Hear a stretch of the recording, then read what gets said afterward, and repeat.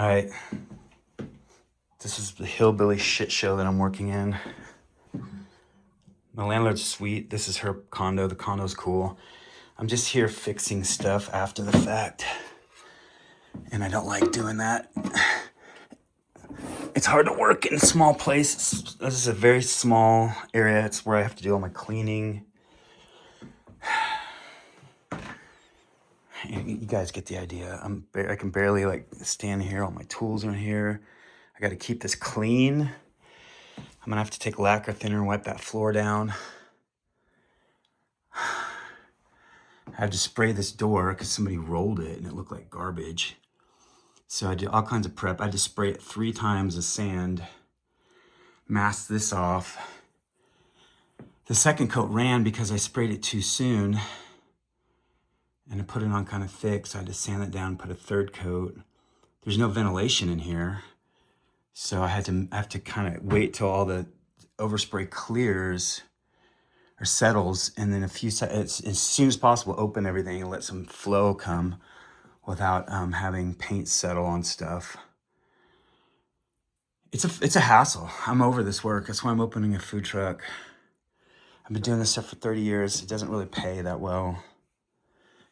It pays fine with my landlord because we're doing trade and she's giving me a fair trade, but just all my other clients, I'm having a hard time justifying this pain in the ass work in these small areas, fixing other people's, work. I don't like fixing other people's stuff.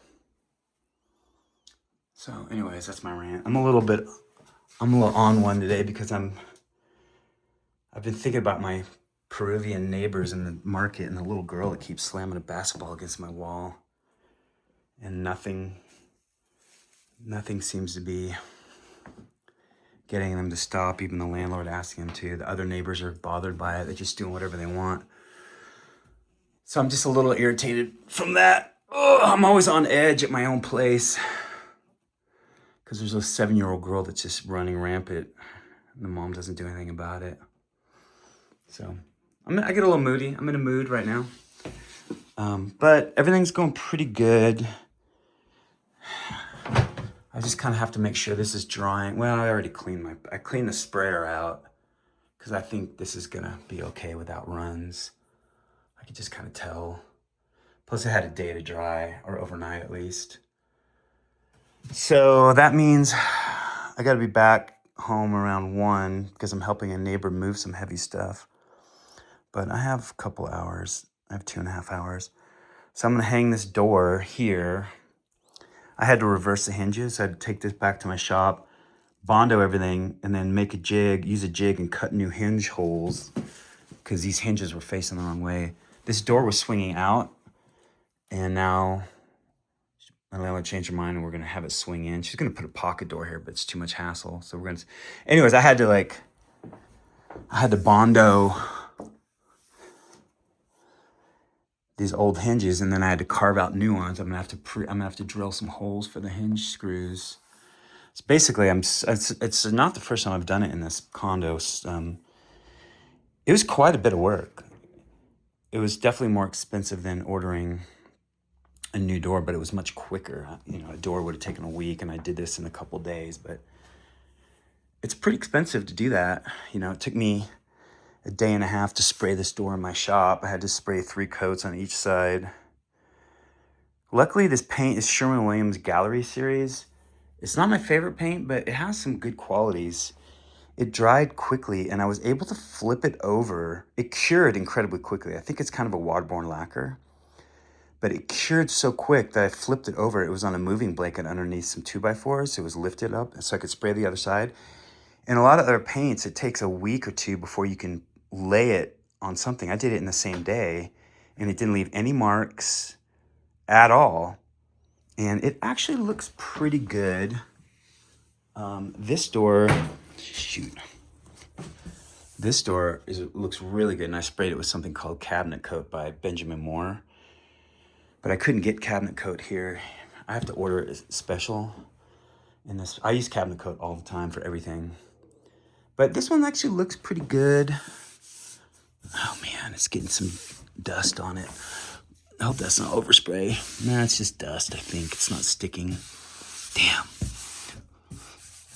All right, well, it is what it is. Anyways, I'm just kind of, it's frustrating working in these very confined areas and places that are already, the work's already done, and I got to come in here and do all this work without trying to make too much of it. It's always going to be messy. There's just nothing I can do about it. Even if I cover this all with dust, with plastic for the dust, when I go to remove the plastic, the dust is going to get everywhere. You can't vacuum it up because you vacuum up the plastic. So it just is what it is. But this is done. Like I said, I'm going to hang this door right now. Be on my way. This is me 30 years into doing construction. I'm over it. I haven't figured out how to make enough money to make it worth my while, and I'm tired. And I don't have the